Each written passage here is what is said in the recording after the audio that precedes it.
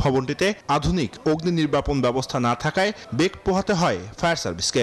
দীর্ঘ ৪ ঘন্টার আপ্রাণ চেষ্টায় নিয়ন্ত্রণে আসে আগুন। বেইলি রোডের ভয়াবহ অগ্নিকাণ্ডের পর এবার আগুনে পড়ল রাজধানী উত্তরার একটি রেস্তোরাঁ। ফায়ার সার্ভিসের ১২টি ইউনিটের ৪ ঘন্টার চেষ্টায় নিয়ন্ত্রণে আসে আগুন। হতাহতের ঘটনা না ঘটলেও ৭ জনকে জীবিত উদ্ধার করা হয়েছে। রেস্টুরেন্টের গ্যাস লিকেজ থেকেই অগ্নিকাণ্ডের সূত্রপাত বলে জানায় ফায়ার সার্ভিস। তবে এ ঘটনায় আলামত নষ্ট করার চেষ্টার সময় একজনকে আটক করে পুলিশ। শুক্রবার সকাল 10:30 হঠাৎই রাজধানীর উত্তরার 12 নম্বর সেক্টরে ৬ তলা ভবনটির নিচতলায় লাভ লিন রেস্তোরাঁয় অগ্নিকাণ্ড। আগুনের লেলিহান শিখা আর কালো ধোঁয়ায় আচ্ছন্ন হয়ে যায় পুরো ভবন। সাথে এই ভয়ানক বিস্ফোরণে আতঙ্ক ছড়িয়ে পড়ে পুরো এলাকায়।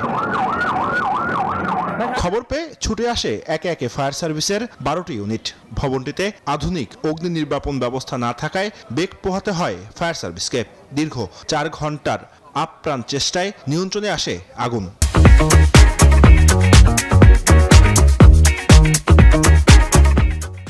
রেস্টুরেন্টের যে সিলিন্ডারের কোনো গ্যাস লিকেজ থাকতে পারে, সেই লিকেজ থেকে এইটা আগুনটা একটু বেশি হয়ে গিয়েছিল, মানে ডেভেলপমেন্ট স্টেজে চলে গিয়েছিল।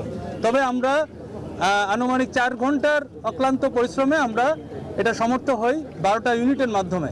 স্থানীয়দের অভিযোগ, সিএনজি গ্যাস দিয়ে রেস্তোরাঁয় রান্নাবান্নার কাজ করায় এই আগুনের সূত্রপাত। রান্নাবান্নার যে জায়গাটা, এই জায়গাটা প্রায় সময় দেখতাম যে গ্যাসের সিলিন্ডার বা যেখানে রান্না করা হয় এখানে গ্লাস দিয়ে ঘেরা ছিল। আমরা যখন শুরুতে খেতে আসলাম, এখানে একদম শুরুতে সর্বপ্রথমে আমরা দেখতে পেলাম যে এখানে ধোঁয়া আসতেছে এবং লোকজন বের থেকে দৌড়ে বাড়ছে এবং সামনে অনেকগুলো গাড়ি পার্কিং ছিল, সবাই গাড়িগুলো যার যার মতো করে নিয়ে যাচ্ছে। ফায়ার সার্ভিস বলছে ভবনটি ছিল সম্পূর্ণ ঝুঁকিপূর্ণ, নেই অগ্নি নির্বাপন ব্যবস্থা, ছিল না ফায়ার এক্সিট।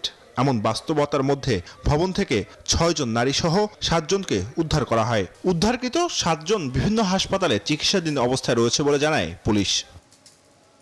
জুবারসানি, নিউজ 24, ঢাকা।